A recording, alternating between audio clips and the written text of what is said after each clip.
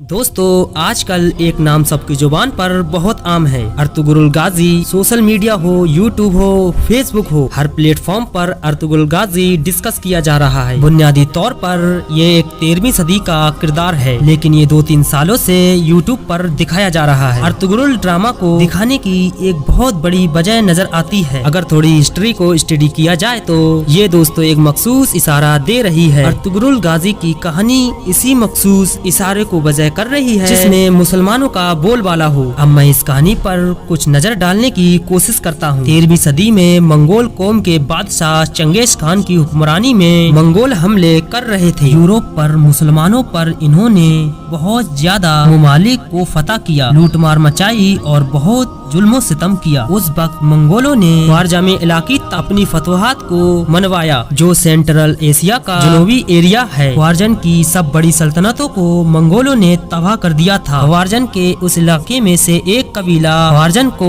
छोड़कर भाग निकला। उस कबीले का नाम काई कबीला था, जैसा कि आपने अर्तुगरुल गाजी सीरियल में देखा होगा। ये कबीला उस वक्त शायद सुलेमान शाह की क़ियादत में था। सुलेमान शाह 4 बेटों के बाबा थे, यानी कि पिता, जिसमें से तीसरे बेटे का नाम अर्तुगरुल गाजी था।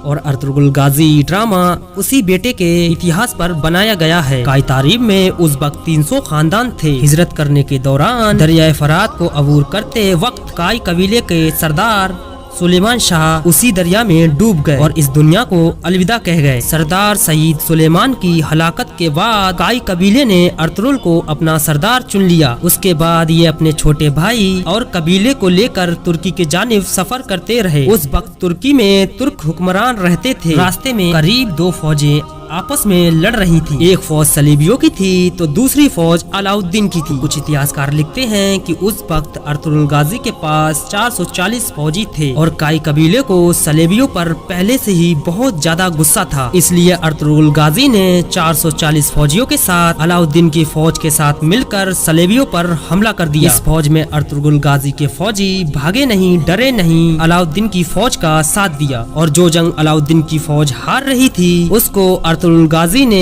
अपने 440 फौजियों के साथ अपने हौसलों और हिम्मत से जीत लिया और अलाउद्दीन हारी हुई जंग को जीत गए और वहां से सारे सलीबियों को भागना पड़ा। सुल्तान अलाउद्दीन को अर्तुगरुल गाजी का ये अंदाज बहुत पसंद आया और उसके पूरे कबीले को अपने साथ अंकारा ले गए। अर्तुगरुल और उसके कबीले को एक पहाड़ी इलाका दे दिया जहां वो अपने रहने सहने का इंतजाम कर ले। अर्तुगरुल गाजी उस इलाके के सरदार बन गए। सुल्तान अलाउद्दीन और अर्तुगरुल के दरमियान ये मुआहदा हुआ कि जो भी दुश्मन आएगा अर्तुगरुल और उसकी फौज अलाउद्दीन की मदद करेगी। अर्तुगरुल ने अपने कदम जमा लिए। अर्तुगरुल ने अपनी जिंदगी में एक ख्वाब देखा। उस ख्वाब में अर्तुगरुल ने एक चांद देखा और एक दरख्त देखा जिसकी शाखियाँ पूरी दुनिया में फैली हुई थी। उन्होंने ये अपना ख्वाब बुजुर्गों से डिस्कस किया। ये ख्वाब बताने के बाद उन्हें ये पता लगा कि एक वो बहुत बड़ी हुक्मरानी करने वाले हैं और उनकी आगे आने वाली औलादें भी हुक्मरानी करेंगी। अर्तुगरुल गाजी का पूरा खानदान दीन इलाही के लिए काम करता था। अर्तुगरुल गाजी के बुजुर्गों ने कहा था, तुम लोग चुन लिए गए हो। उस ख्वाब में अर्तुगरुल गाजी ने 4 पहाड़ और 4 दरिया भी देखे थे और 4 दरिया उसकी सल्तनत में थे। 4 पहाड़ जो उसने अपने ख्वाब में देखे थे वो ये है कोहे तूर, कोहे काफ, कोहे अतलास, कोहे बलकात। ये चारों पहाड़ भी अर्तुगरुल गाजी के सल्तनत में थे। 625 साल तक इस खानदान ने हुक्मरानी की। 625 साल के बाद पहली जंगे अजीम आई और उसने अपने आसपास के इलाकों को फतह करना शुरू कर दिया और अपनी सल्तनत का दायरा बढ़ाता चला गया। एक वक्त ऐसा आया वो अपनी वफात से पहले बहुत बड़ा ताकतवर इंसान बन गया था। उसके सबसे छोटे बेटे उस्मान ने अर्तुगरुल गाजी के मरने के बाद वो भी अपने बाप अर्तुगरुल गाजी की तरह बहुत सच्चा मुसलमान था। उस वक्त आदलो इंसाफ का बोलबाला था। उस्मान ने फैसला किया कि वो खिलाफत को दोबारा जिंदा करेगा। उसने इतनी ज्यादा जंगे की और इतने ज्यादा इलाके फतह किए, 3 बर्रे आजमों तक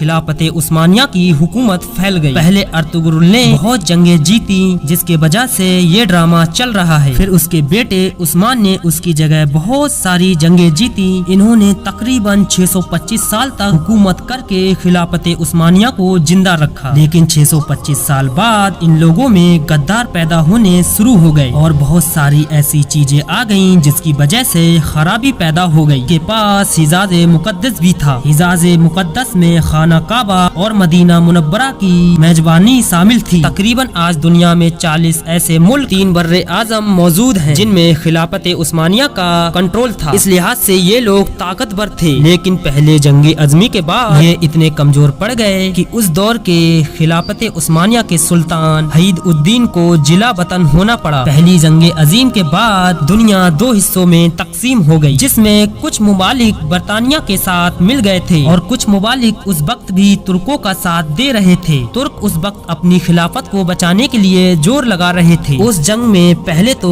इनको कामयाबी मिलती रही, लेकिन माली लिहाज से कमजोर होने की वजह से ये जंग जीत न पाए। आहिस्ता आहिस्ता बहुत सारी सल्तनतें आजाद होने, खिलाफत खत्म होने के बाद 40 मुमालिक निकल आए जो डायरेक्टली सल्तनत उस्मानिया के कंट्रोल में थे, जिसमें सऊदिया अरब, इराक, शाम और मिस्र भी शामिल हैं। इसके अलावा बेशुमार मुमालिक खिलाफत उस्मानिया में से निकले। जब तुर्की के पास हिजाज मुकद्दस का कंट्रोल था, वहाँ सऊदी आ गए और सऊदी खानदान की हुकूमत आ गई। फिर वो सऊदिया अरब बन गया। तो उसके बाद से अब जब खाना काबा या मस्जिद नबवी साहब की तजीन और अर्श में कोई भी तब्दील की जाती है, तो सऊदिया और तुर्की के मुआहदे के तहत उस ताज़ाइन और आरएस में इस्तेमाल में हुआ एक एक पत्थर तुर्की ने अपने पास वापस मंगवाया और उन पत्थरों को तुर्की के शहर इस्तांबुल के एक म्यूजियम में रखा जाता है, ताकि आने वाली नस्लें, आने वाले तुर्क याद रखें कि कभी हिजाज मुकद्दस में हज और उम्रा पर आने वाले लोगों की मेजबानी तुर्कों के पास थी और तुर्क आज भी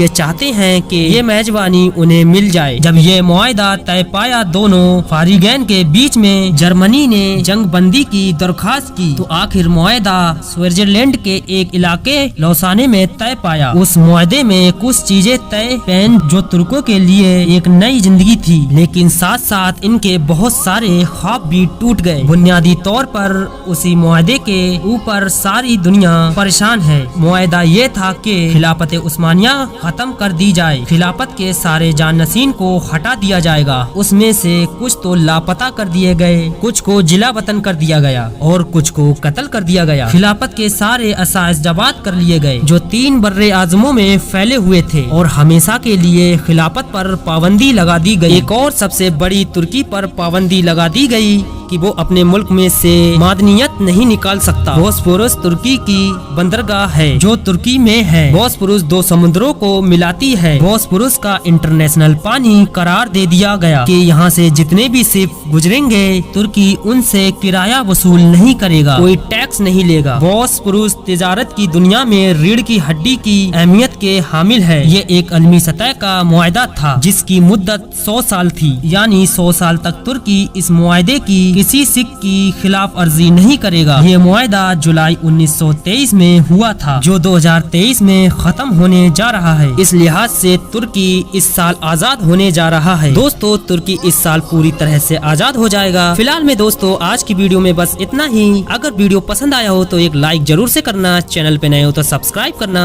ताकि आप ऐसे ही नॉलेजेबल वीडियो मिस ना कर दें। बहुत जल्द मुलाकात होगी एक और वीडियो के साथ।